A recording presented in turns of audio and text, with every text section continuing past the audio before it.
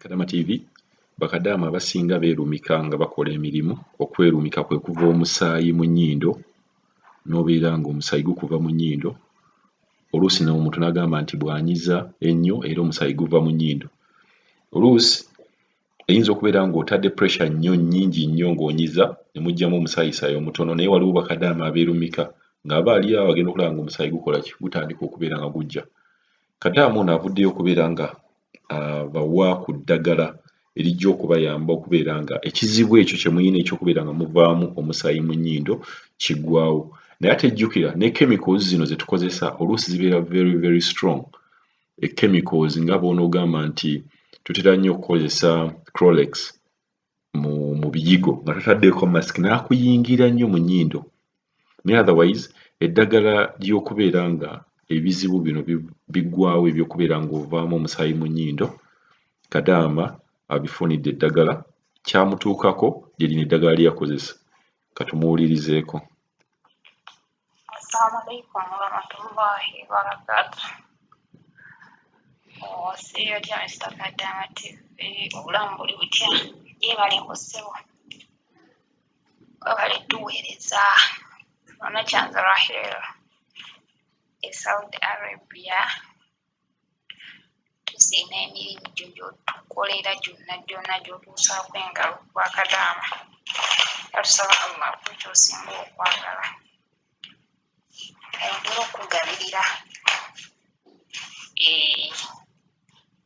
Kati nze mbadde ngamba waliwo bannaffe, waliwo ka vidiyo ke nalaba abaana baali boogera ku kubeera bali mu biyumba by'Abawarabu naye nga balina obuzibu bw'okuba nga bw'anyiza omusaayi nga guva mu nnyindo. Oluusi ebiribali bye biraga nti olina amabwa mu nnyindo. Ekyo ekintu nange nali nkirina. Nali naakajja eno nze najja mu gwa 10 ennaku z'omwezi 21, 2019 naye naakajja eno ndowooza kwali kaakayitaku emyezi nga 3 nenfuna ekizibu ekyo. Nfa omusaayi mu nnyindo, nyiza kyatandika mpolampola nga nfuna ssenyiga ow'okumu ku makya nga lwemba naakazuuka nga nfuna ssenyiga, naye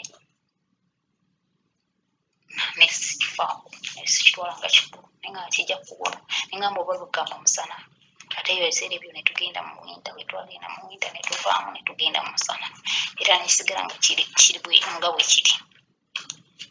Kati juzi wano nali Kadaama TV ne mpulira abaana bakyogerako, ate nga ddala nange ndaba nga obuzibu bwe bumu bwe nnina, naye nga sinaba kifunira ddagala, naye nga neebuuza amabwa gagenda kuwona katya kontrakiti n'agimala kuntya nga alina amabwa bwe gati mu nnyindo, nga ndagira ddala ng'omuntu alina ebbwa eddene mu nnyindo, nga ku makya bwemba sinaba kunyizeewo ebiri baali bafuna ne bivaayo nga sitereera. Ate nga bikasasi gabeera nkwata nga ne mu nnyumba bangi balowooza nina COVID.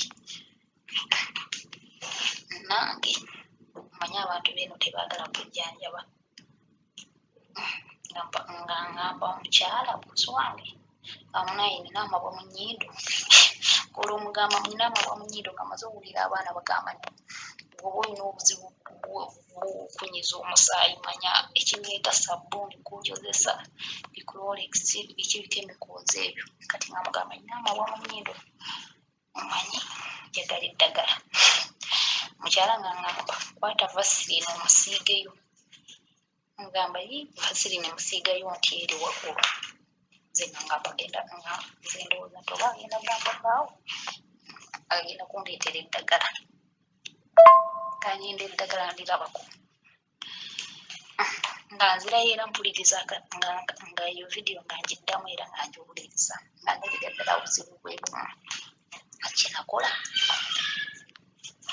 nenzijjuka nengamba ye ekituufu kubanga nali sinaba kujja eno, nali sinaba kufuna buzibu obwo, ate nga buli ekyo sabbuuni waffe gwe tukozesa asuwa amaanyi ng'oweeno.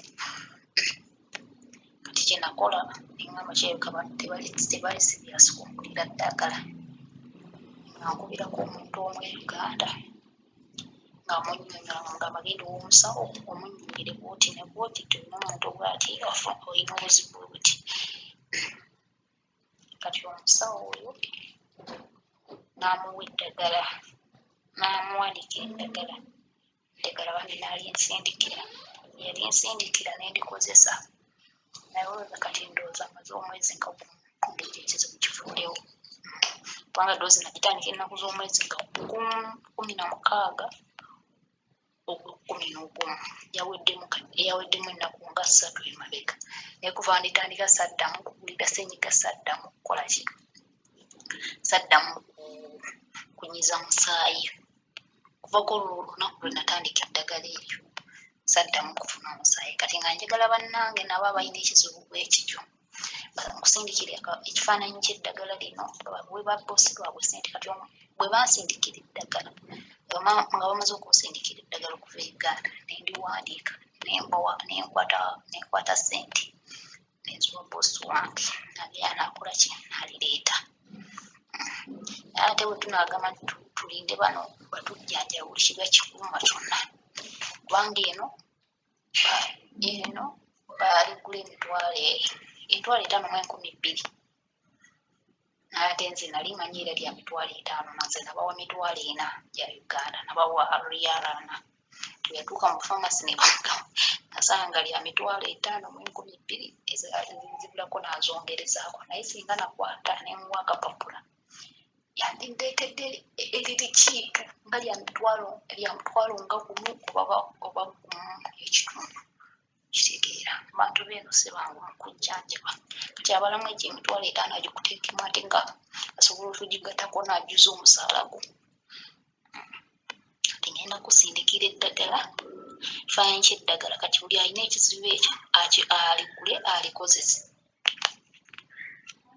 then alikozese naye ate era bwoba olikozesezza kyetaaga buli bwogenda okwoza yambala masiki oba funa akagoye okasibe ku nnyindo bwoba ogenda okwoza yambala masiki nobwoba ogenda okugolola kubanga olwo tugoloza zino bbasi ez'amazzi ezikuba omukka ogwogwoja jjukira ogussa direct ku kiwanga buli lunaku ng'olina okugolola lunaku ng'olina okugolola era ekiwanga obeera okikosa kati nze bwe mba ngolola masiki sigijjaako bwe mba njoza sigijjaako era making sure nti nina okubeera nayo nobwoba kati bano abalongoosa nga bwabagenda okusimula akozesa Clorox alina okumubeerako alina okubeera ne masiki eyo kubanga temuvaako oba kagoye ku nnyindo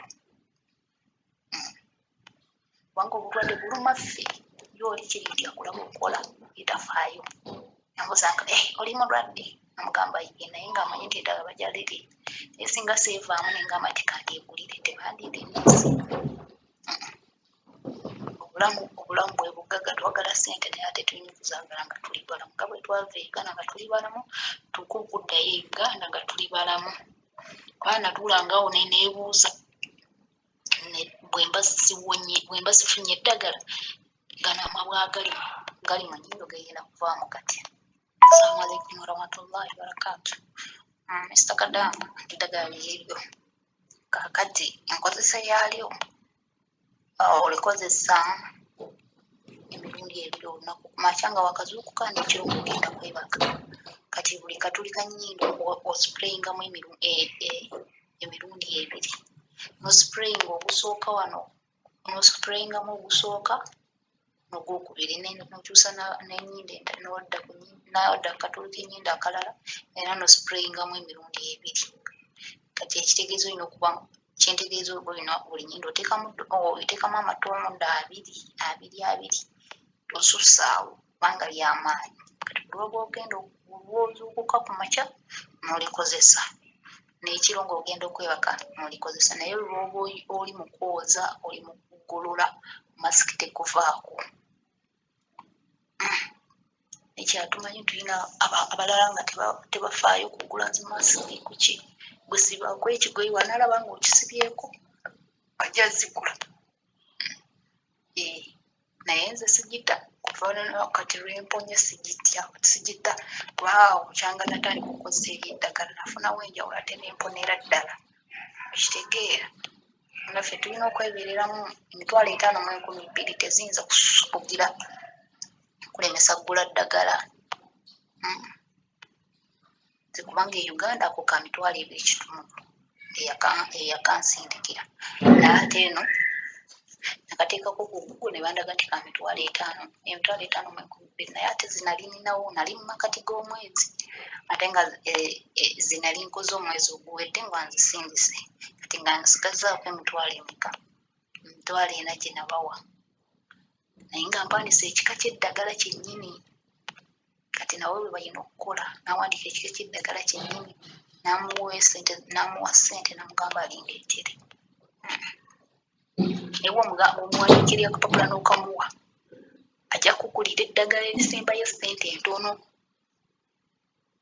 manyi ffe wano bwe bakuwa ekintu baba bakuwadde ekintu mu nnyumba tosukka 3,000 oba ku mutwalo gumu kitundu emitwalo 2 mu 12 awo olwo bakuwadde bamazeeyo naye katuli n'eddagala lya bbeeyi kwate emitwalo 5 gyeveemu naye abala abalina kyansi bali bagwa bwobuwandiise naye wano ewange teweevuddeemu wakiri nakongerezaako ajja kugulya lyogenda okukozesa olunaku olwo ate ngaekirwadde kyetaaga ddoozi nnamba we tulina okulwana mpaka we tunaamalako nengira ne bannaffe abakyajja tusaba Allah abawe mayumba amalungi abantu abawuliriza tetubagamba kubanga bazira okuwuliriza naye